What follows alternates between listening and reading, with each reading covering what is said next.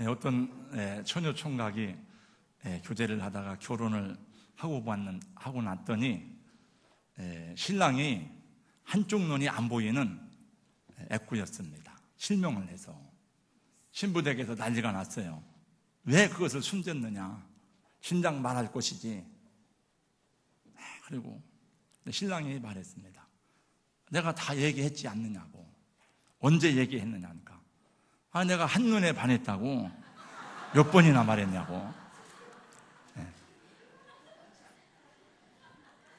잘 들어야 돼요.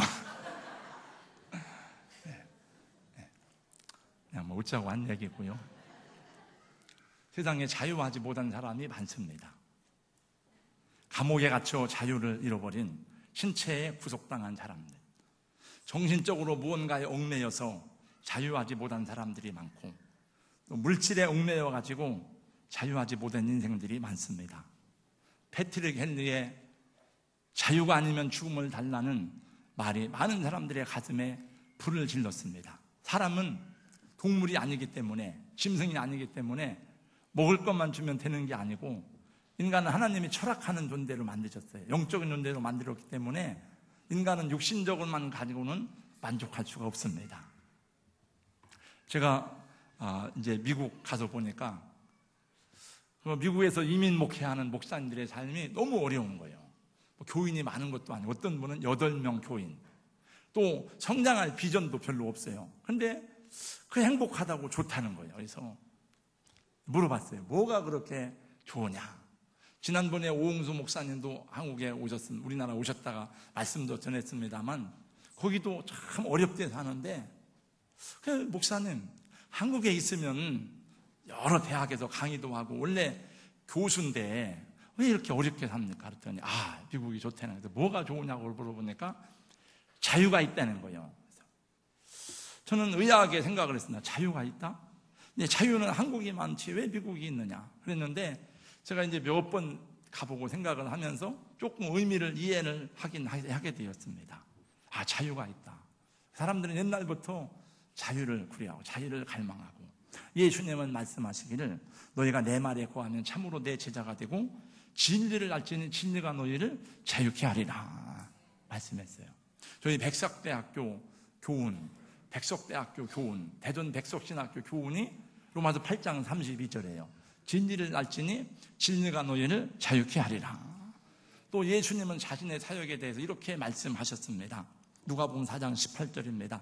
주의 성령이 내게 임하셨으니 이는 가난한 자에게 복음을 전하게 하려 하시고, 내게 기름을 부으시고 나를 보내사 포로된 자에게 자유를, 눈먼 자에게 다시 보게 함을, 눌린 자를 자유케 하려 하심이라.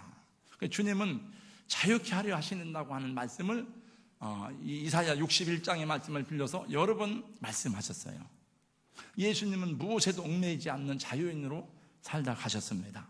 그리고 많은 사람에게 자유를 주시려고 이 땅에 오심을 말씀하셨어요. 예수님은 아무 것에도 얽매이지 않았어요. 사람에 얽매이지 아니하고, 물질에 얽매이지 아니하고, 율법에 얽매이지 아니하고, 어떤 종교에 얽매이지 아니하고, 그분은 스스로 자유하는 삶을 살았어요. 그분은 십자가를 지신 것도, 하나님의 말씀에 순종한 것도 다 자기가 기뻐해서 원해서 그렇게 한 것이지 어떤 억압에 눌려가지고 한 것이 하나도 없습니다. 그리고 많은 사람에게 자유를 주기 원한다고 주님 오셨다고 말씀했어요. 죄에서 해방되고, 율법의 정죄로부터 자유하고, 사탄의 권세와 저주로부터 자유하며, 죽음의 두려움으로부터 자유케 하시는 사역은 예수님의 사역입니다. 믿음을 가진 사람은 자유합니다. 여러분, 참된 신앙을 소유한 사람은 모든 것으로부터 자유하는 축복을 받습니다. 여러분, 노마서 14장 말씀, 노마서를 강의한 적이 있습니다만은 그 믿음의 자유에 대한 얘기가 많이 나오는데, 믿음의 자유를 이해하고 자기 삶에 적용할 수 있는 사람은 굉장히 영적 수준이 높은 사람이에요. 아주 그거는 상당히 높은 영적 수준에 이른 사람이에요. 갈라디아서 5장 1절 말씀해 보니까 그도께서 우리를 자유케 하시려고 자유를 주셨으니 그러므로 굳게 서서 다시는 종의 몽에를 매지 말아라, 이렇게 말씀했습니다. 그런데 여기 자유를 잃어버리는 사람들이 있습니다. 하나님을 믿으면서도 죄에 얽매이고 마음의 평화와 자유와 기쁨을 잃어버리고 자기들이 행한 불의하고 옳지 못한 일로 인해서 평생을 힘들고 어둡게 살아가는 사람들이 있습니다. 누군가 하는 부문에서 야곱의 아들들입니다. 요셉의 형제들입니다. 창세기 강의 86번째 시간입니다. 여러분 TV 드라마나 연속극도 매일 봐야 그 다음 궁금하고 재미가 있고 그런데 안 보던 사람들은 다른 사람들이 막 재밌게 봐도 뭔 재미가 있어? 재미가 없습니다. 이 성경도 지금 창세기도 하나의 스토리이기 때문에 구속사의 줄기이기 때문에 계속 들어야 이해가 되고 그 말씀이 재밌다, 은혜가 된다 그러는데 어쩌다 듣는 사람들은 잘 이 말씀을 재미도 없고 잘 이해가 안 될 거예요 아마. 그래도 아무튼 집중하시기를 부탁을 드리고, 유다가 아버지 야곱을 설복시켜서 결국은 아버지가 아들 베냐민을 데리고 가라고 말합니다. 14절 지난 시간의 마지막 절입니다. 그래, 데리고 가라. 내가 이 아들을 잃으면 잃으리로다. 그리고 다 내려놓습니다. 야곱의 아들들이 베냐민을 데리고 애굽으로 내려가는데 갑절의 돈뿐만이 아니라 애굽의 총리에게 줄 아주 값비싼 고급 선물들을 많이 준비했습니다. 11절 말씀해 보니까 유향과 향품과 몰약과 유향나무 열매와 그 다음에 감복숭아와 그 흉년 때에, 그 어려운 때에 아주 귀한 선물들을 준비했습니다. 어떻게 하든지 애굽 총리 요셉의 마음을 감동시키려고, 요셉의 마음을 살려고 애쓰는 모습을 보게 됩니다. 그래서 애굽에 도착했는데 맨 처음에 요셉을 보게 되었습니다. 요셉은 자기 형제들을 이제 딱 만나보자마자 한눈에 베냐민을 알아봤어요. 이게 20몇 년 만에 헤어진 내 동생 베냐민이구나. 가슴이, 나중에 다음 주에 보겠습니다만 가슴이 막 저려오는 거예요. 그 가슴에 막 불붙는 듯 하는 거예요. 그 동생을 보자. 이 요셉은 참 정이 많은 사람이라 그래가지고 얼마나 많이 우는지 몰라 요셉이. 그러나 지금은 자기 신분을 밝힐 때가 아니고 지금은 자기를 알릴 때가 아닙니다. 요셉은 자기의 종들에게 명령했습니다. 16절 말씀해 보니까 이 사람들을 우리 집으로 인도해라. 그리고 짐승을 잡아서 음식을 준비해라. 내가 이 사람들과 함께 만찬을 해야 되겠다. 요셉의 형제들이 너무나 반가워서 자기 집에 초대해서 그들과 함께 식사를 하고자 할 때에 애굽의 총리로서가 아니라 개인적인 형제로서의 함께 음식을 나누며 즐거운 시간을 갖기를 원했습니다. 요셉의 청지기는 자기 주인 요셉의 명령을 따라서 총리인 요셉의 집으로 형제들을 모두 안내했습니다. 17절 말씀해 보니까. 근데 문제는 형님들이었습니다. 형제들. 18절 말씀을 보세요. 그 사람들이 요셉의 집으로 인도되매 두려워하여 이르되 전번에 우리 자루에 들어있던 돈의 일로 우리가 끌려가는구나. 이는 우리를 억류하고 달려들어 우리를 잡아 노예로 삼고 우리의 나귀를 빼앗으려 함이로다. 저를 보세요. 요셉은 지금 자기 형제들을 기쁨으로 영접하고 형제들을 위해서 만찬을 준비하고 그 즐거운 만찬을 기다리고 있는데 반대로 요셉의 형제들은 근심, 걱정, 두려움에 휩싸여 있는 것입니다. 이는 틀림없이 우리를 감옥에 넣으려는 것이다. 우리를 노예로 삼으려고 하는 것이다. 이게 자기 안에 하나님의 정직함이 없으니까 이런 생각을 하는 거예요. 여러분, 하나님 성경에 보면 하나님의 나라는 잔치하는 나라로 많이 나옵니다. 기쁨과 환희가 있는 나라이고 예수님의 비유에서도 잔치하는 얘기가 많이 나와요. 누가복음 16장에 14장 말씀에도 보니까 큰 잔치를 배설하고 이 말씀이 나오고 누가복음 15장 말씀에도 보니까 잃은 양을 찾은 목자가 사람들을 초청해서 잔치하는 내용이 나오고 잃은 드라크마를 찾은 여인이 잔치하고 잃어버린 아들을 돌아온 그 아버지가 아들을 위해서 잔치를 예비하고 잔치를 준비하는 모습을 보게 됩니다.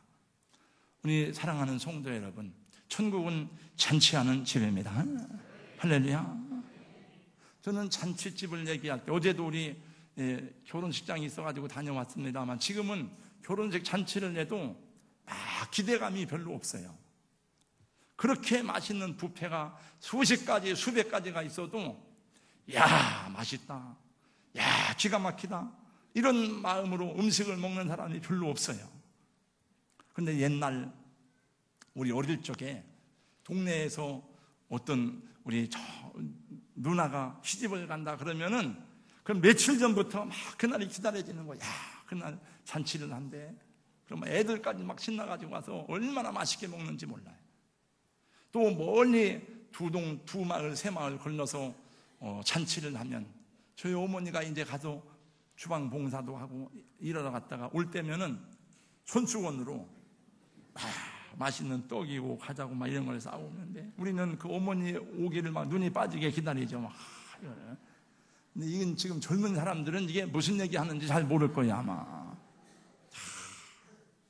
지금도 가서 뷔페를 먹고 가면 저걸 어떻게 싸가나. 지난번에 저희 장은 장모님 이렇게 가서 제가 모셔야 되는데 마침 병원에 오시느라고 오셨어서 제가 대전에서 제일 좋은 뷔페로 모시고 제 아내 보고 컵을 하나 주면서 요즘 이렇게 싸와 이렇게 했더니 뭘 이걸 싸가냐고 그러는 거예요. 그래서 아니 뭘 가서 먹으면 되지. 안 싸우더라고 이렇게. 그러니까 잔치집이다 그러면은 정말 기쁘고 거지들도 다 와가지고 그때는 막 먹고 춤추고 노래하고 가난해도 시집을 갈 때는 저희 누님도 누나들이 많으니까 넷이니까 잔치를 할 때는 이틀 사흘씩을 잔치를 내요. 좀 약간 부잣집은 일주일 동안이나 잔치를 내요. 손님이 계속 왔다 갑니다. 그래서 천국에 잔치하는 집으로 나올 때에 그 기쁨과 기대가 있는데 지금 사람들은 잘 몰라. 왜? 먹을 것이 하도 많으니까. 그럼 누구나가 다 천국의 잔치에 즐거움으로 참여하는 것은 아닙니다. 누구나가 다 초대받은 손님이지만 그 잔치를 누리는 것은 아닙니다. 믿는다고 해도 천국을 다 누리며 사는 것이 아닙니다. 천국 잔치에 초청을 받았으면서 누리지 못하는 사람들이 많습니다. 왜 누리지 못합니까? 자기 안에 있는 죄의 문제, 영적으로 큰 문제들이 있으니까 모든 것이 천국의 즐거움을 누릴 수 없게 하는 것입니다. 자유함이 없는 것입니다. 영적인 자유가 없어요. 피해 망상증에 사로잡혀서 모든 것을 부정적으로 보는 것입니다. 저는 예배 드릴 때도 어떤 분은 계속 인상을 쓰고 있어요. 그래서 저분이 나를 미워하는가 그런 생각을 해요. 근데 저를 미워하는 것 같지는 않아. 왜냐하면 저를 미워하면 우리 교회에 계속 나올 이유가 없잖아요. 정말이에요. 어떤 분은 계속 인상을 쓰고 인사도 안 해요, 갈 때도. 근데 계속 교회를 나오셔요. 오늘 안 나오셨네요.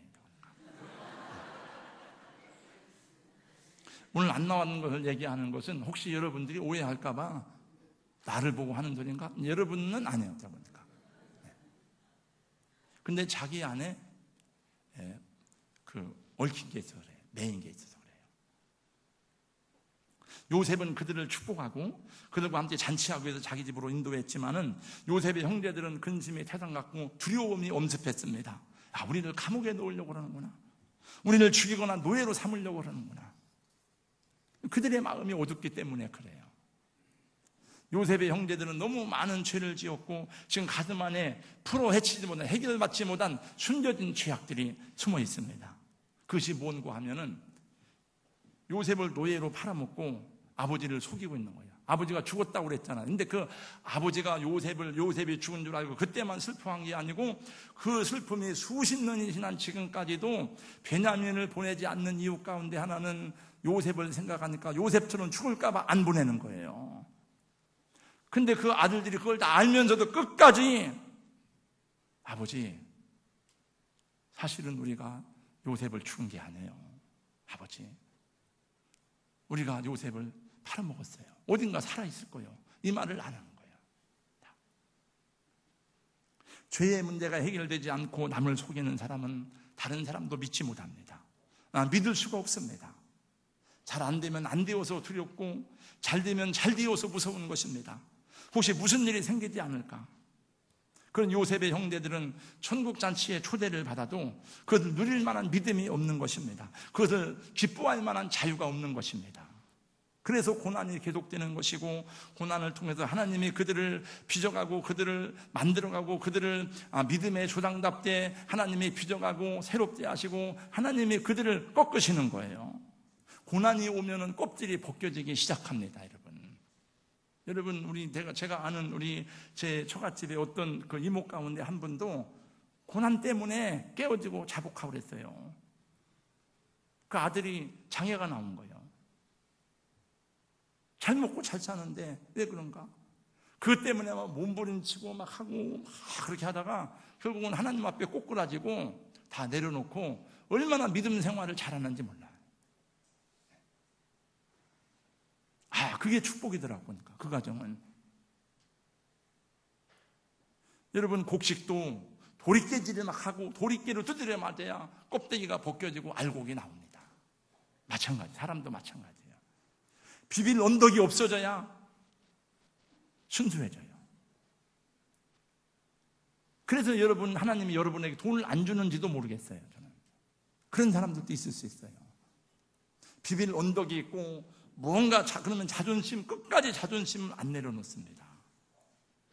하나님은 고난으로 사람을 연단하시고 고난의 풀무에 넣었다가 뺐다가 하기를 반복하시기도 하는 것을 여러분 기억하시는지요? 여러분, 가식적인 회개가 아니라 진짜 자기 허물을 알고 죄를 고백하고 하나님께로 돌아오기를 기다리시는 그 주님을 바라보고 주님을 의탁하고 숨겨진 죄악들을 하나님 앞에 내놓고 잡아가시기를 예수님의 이름으로 축원합니다.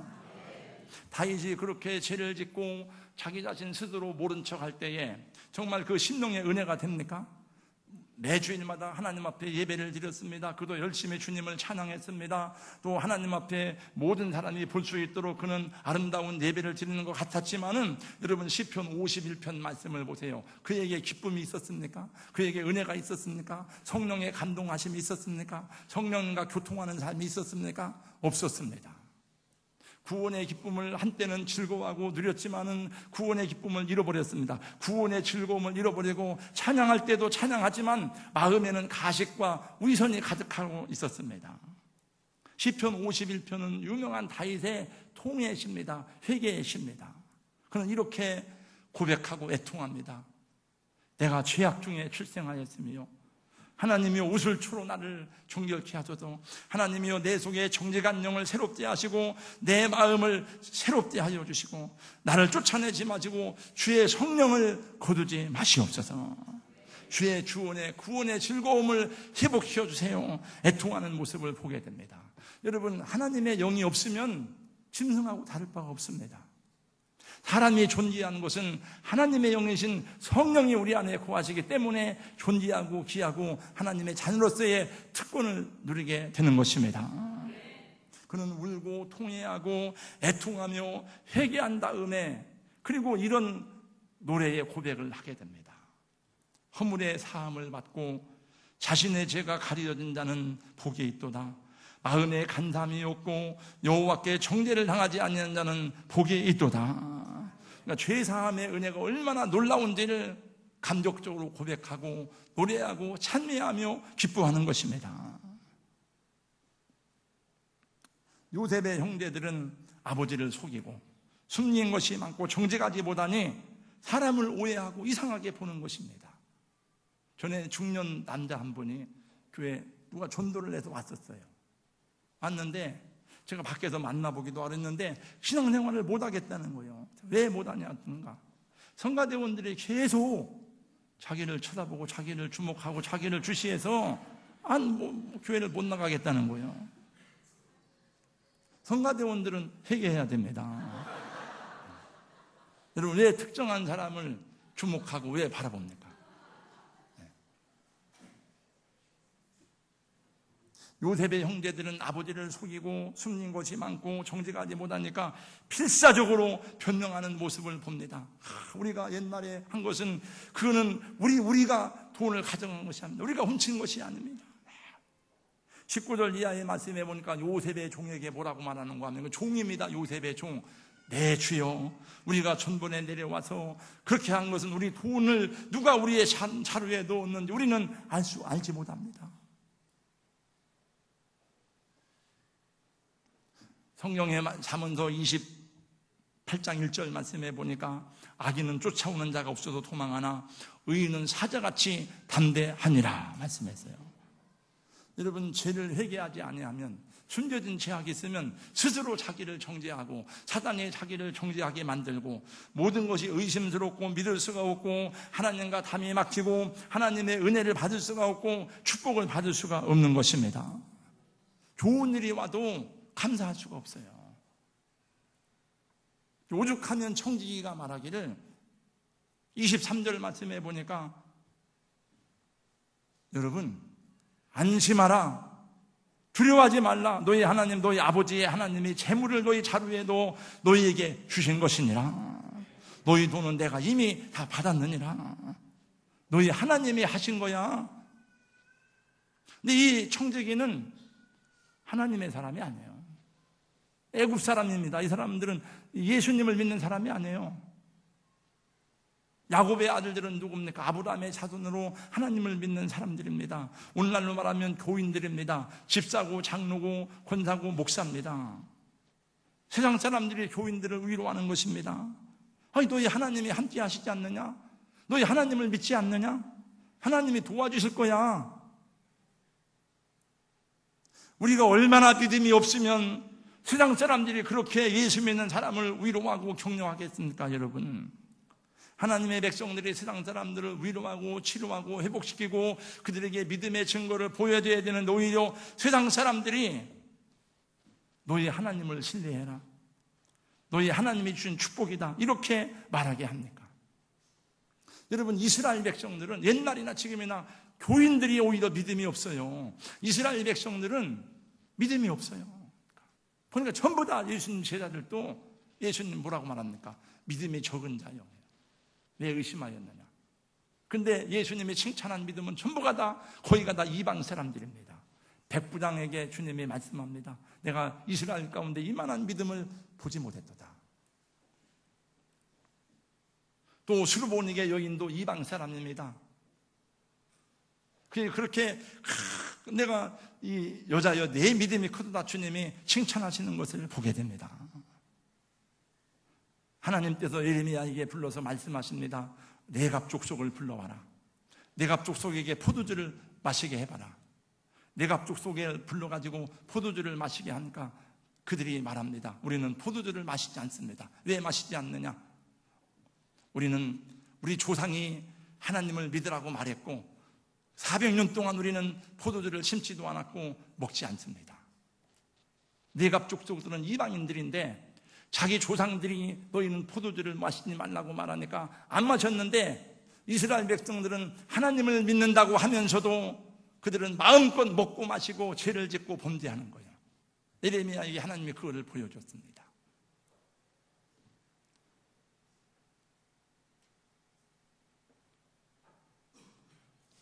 사랑하는 성도 여러분, 요셉의 청지기는 어떻게 이런 말을 할 수 있었을까요? 하나님도 안 믿는 사람이. 그 요셉을 보고, 주인을 보고 배운 거예요. 요셉을 보고 자기 주인 요셉의 하나님, 어떤 하나님인지를 알게 되었던 것입니다. 요셉이 얼마나 중요한 영향력을 끼치는 사람인지 모릅니다. 네, 성도 여러분, 다른 사람이 아니라 여러분이 바로 이런 신자가 되고 이런 하나님의 사람이 되시기를 예수님의 이름으로 축원합니다. 네. 여러분, 요셉의 형제들이 요셉을 팔아먹은 장면을 기억하시는지요? 요셉을 두려움 가득한 구덩이에 집어넣었습니다. 그 구덩이는 옛날 우물이잖아요. 깊은 우물. 얼마나 두렵습니까? 얼마나 떨립니까? 살려달라고 애원하는 그 자기 동생을 외면하고 그들은 즐거운 음식을 먹고 있었습니다. 그리고 내 꿈이 어떻게 되나 보자고 요셉을 조롱하고 비웃었습니다. 20수년 만에 그 형제들을 만났지만 요셉은 그들에게 식탁을 베풀고 그들을 위로하고 그들을 격려하고 그들을 축복하는 모습을 보게 됩니다. 함께 먹자, 함께 즐거워합시다 하는 것입니다. 그래서 잔치를 베푸는 것입니다. 여러분, 나중에 32절 말씀을 보세요. 애굽 사람들은 히브리 사람들하고 같이 밥을 먹는 것을 부정하게 여겨서 같이 밥을 먹지 않습니다.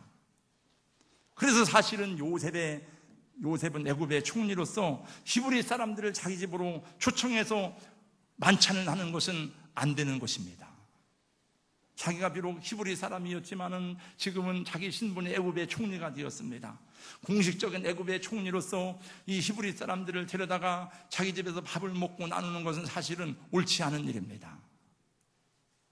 신분상으로 그들은 같은 자리에 앉아서 밥을 먹을 수 있는 사람들이 아닙니다. 성경은 어디를 보더라도 예수님의 십자가와 부활로 풀어 해석이 됩니다. 성경은 항상 구속사적으로 보아야 됩니다. 여기서 요셉은 예수님의 모형이에요. 불의하고 죄 많은 형제들을 부끄러워하지 아니하고 잔치 자리에 초대하고 그들과 함께 식탁 자리에 앉는 것은 바로 예수님께서 우리를 하나님 나라 잔치에 초대하는 것과 같은 것입니다.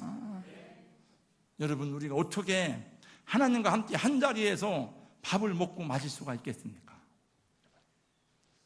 어떻게 하나님과 함께 한 밥상에서 먹을 자격이 100만 분의 1이라도 있겠습니까?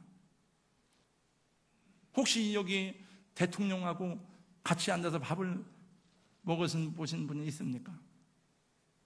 저는 목회 20몇 년 만에 처음으로 국가를 위한 조찬 기도회 산부 요인과 대통령 초청해서 하는 자리에 금년 3월 달에 초청을 받았어요. 왜 저를 초청했는지는 잘 모르겠어요. 안 갔습니다, 저는. 네. 저도 가고 싶었지만 시간이 안 되고 또 전날 가야 되고 그래서 안 갔어요. 만약에 제가 가서 밥을 먹었으면 대통령과 같이 가서 밥을 먹고 왔다고 여러분에게 자랑스럽게 얘기할 수 있을지 모르겠어요. 대통령하고 같이 밥 먹고 사진만 찍어도 자랑스럽게 생각하는데 어떻게 하나님의 식탁에 초대를 받을 수 있다는 말입니까?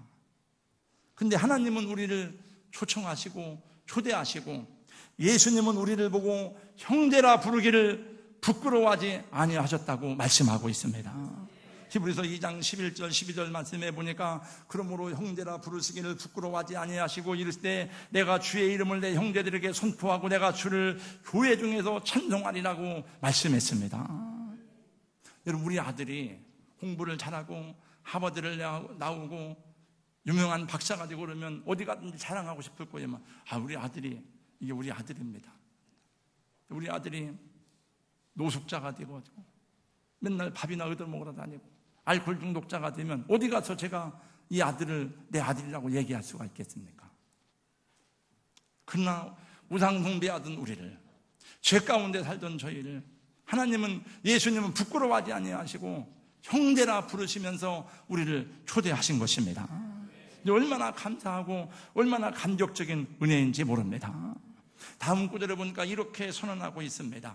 자녀들은 혈육에 함께 속하였음에 그도 또한 한 모양으로 혈육에 함께 속하심은 사망으로 말미암아 사망의 세력을 잡은 자 곧 마귀를 없이 하시며 또 죽기를 무서워함으로 일생에 매여 종로로 타는 모든 자들을 놓아주려 하시며 이는 실로 천사들을 붙들어 주려 하심이 아니요 아브라함의 자손을 붙들어 주려 하심이라. 그러므로 사랑하는 성도 여러분, 이 땅에서도 예수 있는 기쁨과 즐거움을 누리는 하나님의 자녀들이 되기를 주님의 이름으로 축원합니다. 그런 은혜가 없이 예수님을 믿는다는 것은 너무나 힘들고 우리의 자유를 얽매이는 종교 생활밖에는 아무것도 아니에요. 하나님의 성령과 교통함이 없고 구원의 즐거움을 모르고 구원의 기쁨을 모르고 교회를 다니고 주일을 지켜야 되고 11조를 해야 되고 신앙생활을 하는 건 너무나 힘들고 어려운 일이에요. 본인도 어렵고 목사도 어렵고 다 힘들어요. 저는 저와 여러분들이 성령의 감동으로 하나님 앞에 메인받게 되는 성도가 되기를 주님의 이름으로 축원합니다. 직분도 받고 오늘 오후에 집사님들 빠짐없이 말고 나오세요. 저 정진아 장로님 간증을 잠깐 들어봤습니다. 이분은 받은 구원의 은혜가 너무나 감사해서 장로 직분을 받고 난 이후에 매일같이 새벽에 나가서 먼저 불을 켜고 버스 기사를 하고 운전수를 하는 거예요. 매일. 하루 2시간씩 성경을 읽고 3시간 성경을 쓰고 성경을 10번을 썼대. 15년 동안. 할 일이 없어서 그러냐?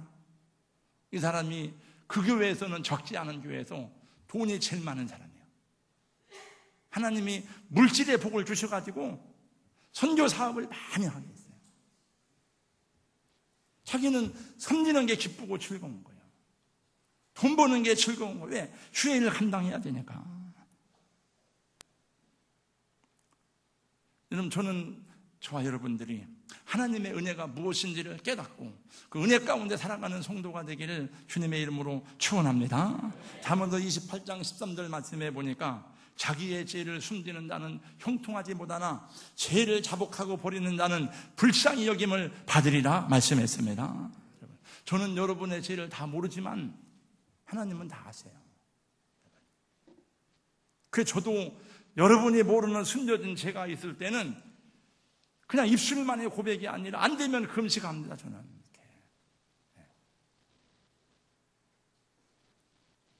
내가 입술로 고백하고 회개했지만 주님이 나를 용서하셨다는 확신이 안 들으면은 또 엎드려 금식하고 기도하고 애통하면서 회개해요. 그래야 풀어져요. 그래야 막힌 담이 없어지고 하나님 우리 걸음을 복되게 인도하시는 줄로 믿습니다. 자유하는 그 찬양 되시기를 예수님의 이름으로 축원합니다. 이 세상에도 주님과 동행하는 축복의 그리스도인들이 되기를 예수님의 이름으로 권면합니다.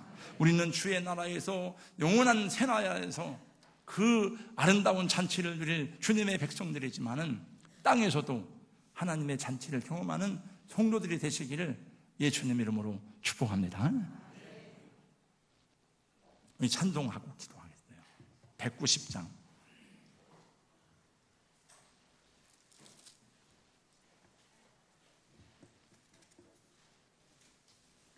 저는 원래 35절까지 해도 제 말씀의 주제는 이게 아니었었는데 계속 성령의 역사와 성령의 인도하심으로 이거를 이끌어갔어요. 하나님 말씀을 준비하는데. 그것은 아마 저와 여러분에게 그것이 요청되기 때문이라고 생각하고 성령이요. 회개하는 것도 내 마음대로 안 돼요. 성령께서 감동하시고 성령님께서 은혜를 주셔야 되는 줄로 믿습니다. 찬양하겠습니다. 하나님 감사합니다. 우리 사랑하는 성도들이 예수님 사랑하고 하나님의 나라를 사모하는 마음 가지고 정성을 다해서 귀한 예물을 아버지 앞에 봉헌합니다. 예수님 말씀하시기를 내 보물 있는 그곳에는 내 마음도 있느니라고 말씀하셨는데 우리가 드린 헌신을 통해서 우리의 관심과 사랑이 하나님 나라와 예수님 때 더 가까이 다가가게 될 줄로 믿습니다. 또 이런 헌신들을 통해서 하나님 연약한 사람을 돕고 복음 전하고 주의 종들의 사역을 위해서 동역하며 하나님의 나라를 이루어가는데 우리의 이름과 우리의 헌신이 들어가고 쓰임받게 하는 것을 복되게 여기고 하늘의 상급을 감사하며 살아가는 성도들이 되게 하여 주시옵소서. 정직하게 10의 1조 드리고 정직하게 사람들과 교제하고 정직하게 기도하고 하나님 앞과 사람들 앞에서 감추고 숨길 것이 없어 주님 앞에 선명한 관계를 유지함으로 복을 받는 성도들이 되게 하여 주시옵소서. 모든 목적과 제목을 따라 드린 예물을 하나님이 기쁘게 받으시고 합당하게 쓰여질 때에 주의 향기가 드러나게 하여 주시옵소서. 주의 종들을 위해서 성미를 드리는 손길을 쥐어가시고 강단을 아름답게 장식하는 꽃꽂이로 수고하는 손길 위에 하나님이 건강의 축복을 더하여 주시옵시고 알게 모르게 은밀하게 섬기고 수고하는 모든 분들의 수고와 섬김 속에 성령으로 인한 기쁨과 자유하는 즐거움으로 이 모든 일을 감당하며 억지로 하지 아니하고 자원하여 우리 주님을 사랑하는 마음으로 감당할 수 있도록 은혜 위에 은혜를 우리 교회에 더하여 주시옵소서. 예수님의 이름으로 기도하옵나이다. 아멘.